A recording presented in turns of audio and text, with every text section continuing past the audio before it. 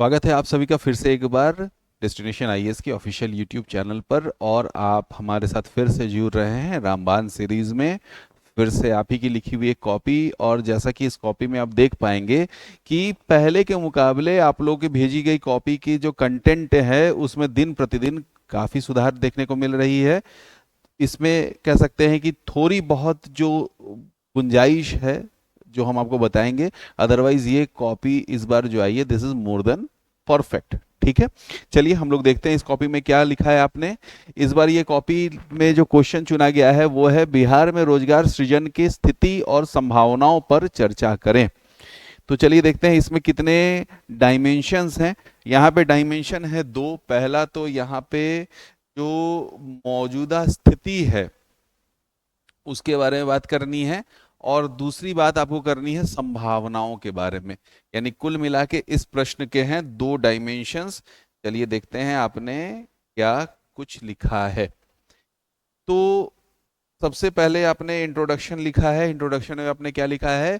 रोजगार का अर्थ जिसमें व्यक्ति कार्य एवं व्यवसाय के लिए अपने जीवन यापन में संलग्न होते हैं, जिसके बदले में उन्हें आर्थिक प्रतिफल होता है, जिसे उसे ही रोजगार कहते हैं। यानी कि आपने यहाँ पे रोजगार के डेफिनेशन से आंसर लिखना शुरू किया है, जो इंट्रोडक्शन के मामले में कहा जाए तो ठीक इंट्रोडक्शन है।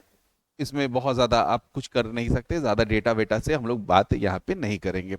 चलिए, बिहार में रोजगार की स्थिति पे आपने यानी कि पहला जो डायमेंशन है वहां पे आपने काम करना शुरू कर दिया है। चलिए देखते हैं आपने क्या लिखा है। कृषि पर निर्भरता, जाहिर सी बात है इस बार हमारे जो माननीय बिहार के वित्त मंत्री हैं, उन्होंने जब बजट भाषण दिया था तो उन्होंने कहा था कि बिहार की 76% जनसंख्या जो है वो कृषि पर ही निर्भर है।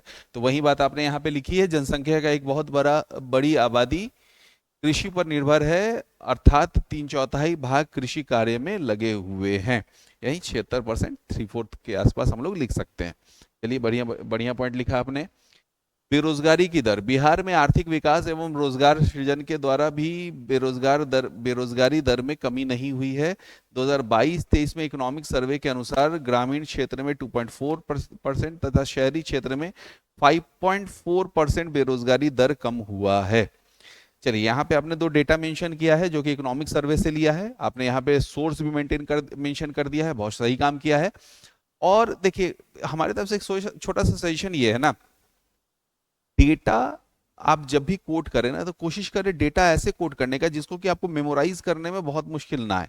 जैसे यहाँ पे आप चाहते तो एक डेटा आप ये डाल सकते थे कि पीरियोडिक लेबर फोर्स सर्वे जो होता है उसके अनुसार जो भारत में जो बेरोजगारी की दर रही है वो रही है 3.4%। 3.4% कहाँ? इंडिया की। और वहीं अगर हम लोग बिहार की बात करें तो वो 4.3% है। यानी कि बिहार की जो बेरोजगारी दर है वो राष्ट्रीय औसत से ज्यादा है। तो यहाँ पे बेरोजगारी में अगर आप इस डेटा को कोट करते तो आप सोच के देखो ना कि आपको 3 और 4 ही याद रखना है। यानी 3.4 लिखा तो आपने क्या किया कि भारत के बेरोजगारी दर को मेंशन कर दिया, और 4.3 लिखा तो बिहार की बेरोजगारी दर। और पीरियोडिक लेबर फोर्स सर्वे जो आता है एक ऑथेंटिक सर्वे है जो कि जिसका डेटा आप यहाँ पे कोट कर सकते हैं। चलिए, एक डेटा आप और दे सकते थे कि जो डिपेंडेंस जो वर्किंग फोर्स है बिहार की दैट इज 48%। 48%, 48 पॉइंट समथिंग है, लेकिन 48 आप लिखिएगा तो काम चल जाएगा, जो कि भारत के औसत से 10% कम है। यानी कि जो भारत का औसत है वो 58% के आसपास है। ठीक है, तो ये डेटा ऐसे डेटा है जो कि आपको याद रखने में सहूलियत होगी। ऐसे डेटा का आप इस्तेमाल कर सकते हैं। चलिए आगे आपने क्या लिखा है। इकोनॉमिक सर्वे के अनुसार जीएसवीए यानी ग्रॉस स्टेट वैल्यू एडिशन में औद्योगिक क्षेत्र का योगदान जो है वो 20% है। इसमें एक पॉइंट आप और जोड़ सकते थे। और रोजगार देने की बात आती है तो ये 24% लोगों को ही रोजगार दे पाता है। यानी कि बिहार में औद्योगिक क्षेत्र बहुत ज्यादा विकसित नहीं है। चलिए, आपने प्रवासन यानी माइग्रेशन के बारे में लिखा है। बिहार में रोजगार नहीं मिलने के कारण राज्य के लोग प्रवास करते हैं। 2011 सर्वे के अनुसार 55% लोग प्रवास करते हैं। अब देखिए यहाँ पे सर्वे, कौन से सर्वे के बारे में आपने जानकारी नहीं दी, यहाँ पे अगर सर्वे का नाम लिख देते। अगर आपको सर्वे का नाम नहीं पता है तो आप एक लिख सकते थे कि बिहार की अधिकांश जनसंख्या एक अच्छे रोजगार को प्राप्त करने के लिए दूसरे राज्यों की ओर प्रवासन करने के लिए मजबूर हैं, तो ये और अच्छा हो सकता था। चलिए, शिक्षा एवं प्रशिक्षण। बिहार में अभी भी शिक्षा का स्तर कम है। 2011 के जनगणना के अनुसार मात्र 61% लोग ही शिक्षित हैं, तो 61.8 है, लेकिन आपने डेसिमल के बाद के डिजिट को उड़ा दिया है, तो ऐसी कोई बहुत बड़ी बात नहीं है। बिहार में रोजगार की संभावनाएं, कृषि एवं कृषि आधारित रोजगार। अच्छा, यहाँ पे आपने संभावनाओं के बारे में बात करना शुरू कर दिया, यानी कि आपने सेकेंड डायमेंशन पे काम करना शुरू कर दिया है। तो आपने क्या लिखा है, कृषि एवं कृषि आधारित उद्योग। बिहार कृषि के लिए अनुकूल दशाएं उपलब्ध हैं। बिहार बिहार कृषि के लिए अनुकूल दशाएं उपलब्ध हैं, अर्थात कृषि में आधुनिकीकरण या जैविक कृषि करके कृषि की उपलब्ध उत्पादकता में वृद्धि कर सकते हैं, जैसे खाद्य प्रसंस्करण उद्योग, यानी कि आपने अपने फूड प्रोसेसिंग के बारे में यहाँ पे जानकारी दी है। चलिए, अच्छी बात कही आपने। पर्यटन, सांस्कृतिक तथा ऐतिहासिक स्थलों का पुनरुद्धार करके रोजगार बढ़ाया जा सकता है। वर्तमान में सरकार इस पर काम भी कर रही है। सही बात है, बिहार में ना सिर्फ नेचुरल ऐसी जगहें हैं, काकोलत जैसी जगह है जो कि पर्यटन स्थल के रूप में विकसित की जा सकती हैं, बल्कि बहुत सारे धार्मिक स्थल भी हैं, जैसे पावापुरी हो गया, राजगीर हो गया, या फिर हमारे पटना सिटी की बात हो गई। बहुत सारे ऐतिहासिक स्थल भी हैं जो कि पर्यटन क्षेत्र के रूप में विकसित किए जा सकते हैं। तो इन सब चीज़ों को ना सिर्फ डेवलप करने की ज़रूरत है, बल्कि डेवलपमेंट के लिए सरकार कार्य भी कर रही है। ये पॉइंट आपने यहाँ पे जोड़ के इस लाइन को और अच्छा कर दिया। चलिए, और आगे देखते क्या है। स्टार्टअप पॉलिसी के बारे में आपने जानकारी दी है। राज्य सरकार स्टार्टअप पॉलिसी में निवेश कर रोजगार में नवाचार परिवर्तन कर रही है। चलिए, बुनियादी ढांचा का निर्माण, सड़कें, पुल, नहर आदि का निर्माण हो रहा है, जो बुनियादी ढांचे के विकास के लिए महत्वपूर्ण है। जाहिर सी बात है, जिस राज्य में सड़क परिवहन ये सब स्थिति अच्छी नहीं रहेगी, वहां पे चाह के भी कोई इंडस्ट्रीज डेवलप नहीं कर सकता। तो इन सब चीजों पे काम हो रहा है। स्वास्थ्य क्षेत्र, वर्तमान समय में डॉक्टरों, नर्सों इत्यादि की संख्या अधिक हो गई है, अतः अस्पतालों का निर्माण कर राज्य के स्वास्थ्य सेवा को बढ़ावा दिया जा सकता है। और स्वास्थ्य सेवा को बढ़ावा देने से ना सिर्फ आप प्रत्यक्ष रूप से लोगों को रोजगार देंगे, बल्कि अप्रत्यक्ष रूप से भी आप कई सारे लोगों को रोजगार में ले आते हैं। चलिए, बिहार में रोजगार से संबंधित चुनौतियां, चुनौतियों के बारे में भी आपने लिखा है। कौशल का अभाव, 8% ही कौशल पूर्ण है। अच्छा, देखिए यहाँ पे आपने एक डेटा लिखा है, लेकिन डेटा के सोर्स के बारे में आपने यहाँ पे कहीं से भी कुछ मेंशन नहीं किया है कि आपको ये डेटा कहाँ से मिला कि बिहार के 8% जनसंख्या ही सिर्फ कौशल पूर्ण है। बुनियादी ढांचा की कमी, मात्र 65% ही बिजली राज्य में आपूर्ति हो पाती है। 3 अंतर्राष्ट्रीय हवाई अड्डे हैं। चलिए, 3 अंतर्राष्ट्रीय हवाई अड्डा होना अपने आप में एक बहुत बड़ी उपलब्धि है, लेकिन यहाँ पे आपको मेंशन करना चाहिए था कि 3 अंतर्राष्ट्रीय हवाई अड्डा होने पे भी सिर्फ एक ही हवाई अड्डा, जो पटना वाला हवाई अड्डा है, वहीं सुचारू रूप से काम कर रहा है। बाकी गया और दरभंगा वाले जो हवाई अड्डे हैं उसकी स्थिति बहुत अच्छी नहीं है। पूंजी का अभाव, बिहार में एफडीआई निवेश भी कम है। फिर हमने कहा था ना कि आसान जो डेटा रहे ना उनको मेंशन कर दिया कि जैसे यहाँ पे आप एक चीज मेंशन कर सकते थे कि पिछले वित्तीय वर्ष में भारत में जो टोटल एफडीआई आया है उसका 0.10% ही एफडीआई बिहार को प्राप्त हुआ है।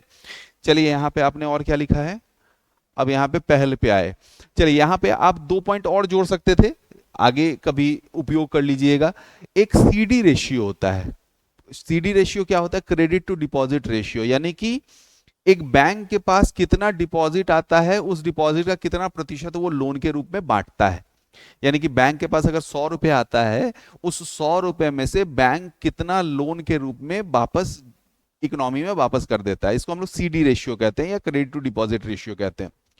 जो भारत का अगर औसत देखा जाए तो ये क्रेडिट टू डिपॉजिट रेशियो जो है वो 70 से 80% है। यानी कि अगर बैंक के पास 100 रुपए आता है तो उसमें से वो 70 से 80 रुपए वो बैंक वापस से उधार के रूप में इकोनॉमी में लौटा देता है। अभी बिहार में पिछले बजट स्पीच के दौरान माननीय वित्त मंत्री जी ने कहा कि हमारे बिहार में अभी हाईएस्ट जो CD रेशियो है वो चल रहा है, दैट इज 54%। यानी कि अगर 100 रुपया बैंक में जमा हो रहा है तो बैंक वाले जो है बिहार में सिर्फ 54 रुपए ही उधार के रूप में बांट रहे हैं। यानी कि बैंकिंग क्षेत्र में जब तक हम लोग बैंकों पे दबाव नहीं डालेंगे कि भाई यहाँ पे लोन की वृद्धि करो, तब तक भारत की तुलना में बिहार में औद्योगिकरण की जो दर रहेगी वो हमेशा कम रहेगी। यानी कि यहाँ पे आप एक पॉइंट और जोड़ सकते थे कि CD रेशियो को बढ़ाने की आवश्यकता है या फिर CD रेशियो कम होना। दूसरा एक बहुत महत्वपूर्ण पॉइंट है जो अक्सर हम लोग जानते तो हैं लेकिन हम लोग जगह पे उसको कोट नहीं कर पाते। आप सोच के देखिए कि यहाँ पे एक कारण आप ये भी लिख सकते हैं बिहार में बेरोजगारी दर की ज्यादा होने का या रोजगार की स्थिति कम उत्पन्न होने का, कि भारत में ना आजादी के बाद दो प्रमुख क्रांतियां हुई हैं। कौन कौन सी क्रांति हुई सोच के देखिए तो, एक हुआ है जो ग्रीन रेवोल्यूशन या हरित क्रांति जिसको हम लोग कहते हैं, और दूसरा हुआ है 1991 का इकोनॉमिक रिफॉर्म। और दुर्भाग्य कहिए कि इन दोनों ही रिफॉर्म्स का बिहार के ऊपर बहुत ज्यादा असर नहीं पड़ा। यानी कि यहाँ पे एक पॉइंट आप ये भी लिख सकते थे कि हरित क्रांति और 1991 के इकोनॉमिक रिफॉर्म के जो लाभ हैं उससे बिहार वंचित रह गया था, जो कि यहाँ पे आप मेंशन कर सकते थे। आने वाले दिनों में किसी आंसर में आप चाहें तो इसको कोट कर सकते हैं। चलिए यहाँ पे फिर आपने क्या लिखा है, रोजगार सृजन करने के लिए बिहार सरकार की पहलें, चलिए बहुत बढ़िया बात लिखा है आपने। मुख्यमंत्री रोजगार सृजन कार्यक्रम, ग्रामीण आजीविका मिशन, मुख्यमंत्री कौशल विकास कार्यक्रम, उद्यमी योजना, student credit card, Bihar startup policy. बहुत सही, आपने यहाँ पे ऑलमोस्ट हर उस प्रोग्राम का नाम लिख दिया है जो कि रोजगार सृजन करने के लिए काम करता है। फिर आपने यहाँ पे कंक्लूजन लिखा है, क्या लिखा है, निष्कर्ष। बिहार में रोजगार की संभावनाएं बहुत ही अधिक हैं, आवश्यक है कि इनमें आधुनिकीकरण का उपयोग कर निवेश कर इसे और भी नवाचार बनाया जा सकता है जो बिहार के GSVA को बढ़ाने में महत्वपूर्ण रोल अदा कर सकता है।